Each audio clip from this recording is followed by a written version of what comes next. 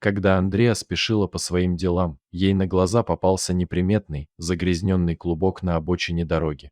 Интерес к необычной находке заставил ее остановиться. Подойдя ближе, она с ужасом осознала, что это был живой, но обессиленный маленький щенок. Увидев щенка в критическом состоянии, Андреа на момент подумала, что он мертв, однако он слабо поднял голову. В его глазах она увидела безмолвную просьбу о помощи. Пес был настолько истощен, что даже не мог лаять.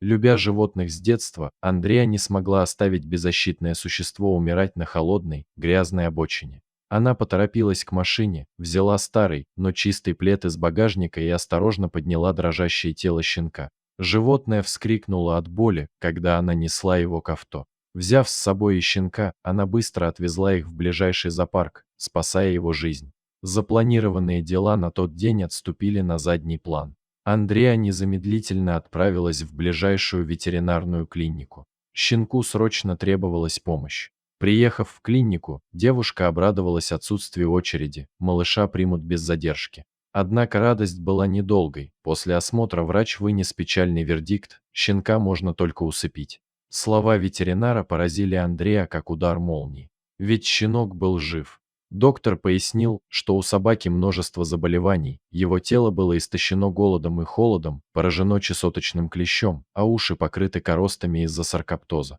Слабый организм не выдержит даже антибиотиков, считал врач. Андреа попыталась убедить врача попробовать лечение, предлагала любые средства, но врач настаивал на своем. Сжав зубы, девушка поблагодарила клинику и решила самостоятельно заняться лечением щенка. Она быстро посмотрела в интернете необходимую информацию и отправилась за покупками в зоотехнику и магазин косметики. В аптеке и магазине она приобрела множество лекарственных препаратов, мазей и антибиотиков для инъекций, а затем направилась домой. Дома Андреа немедленно отмыла щенка от грязи в ванной и обработала его кожу маслом кокоса, которое обладает противомикробными свойствами и способствует смягчению кожи. Андреа, несмотря на неудачу с первым шампунем, не потеряла надежду.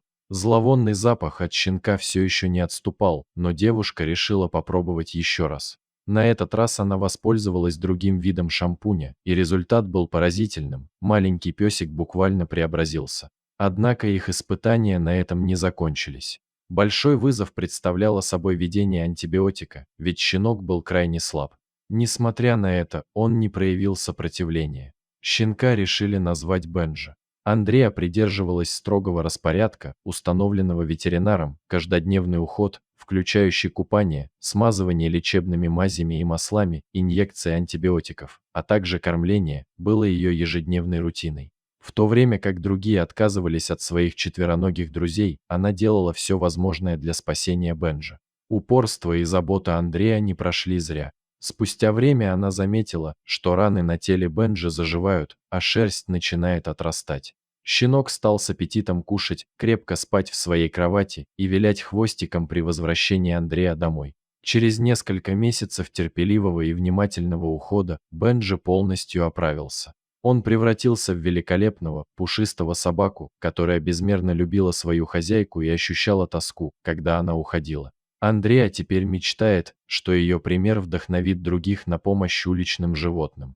Убедила ли она вас? Делитесь вашим мнением в комментариях. Когда Андреа спешила по своим делам, ей на глаза попался неприметный, загрязненный клубок на обочине дороги. Интерес к необычной находке заставил ее остановиться. Подойдя ближе, она с ужасом осознала, что это был живой, но обессиленный маленький щенок. Увидев щенка в критическом состоянии, Андреа на момент подумала, что он мертв, однако он слабо поднял голову. В его глазах она увидела безмолвную просьбу о помощи. Пес был настолько истощен, что даже не мог лаять. Любя животных с детства, Андреа не смогла оставить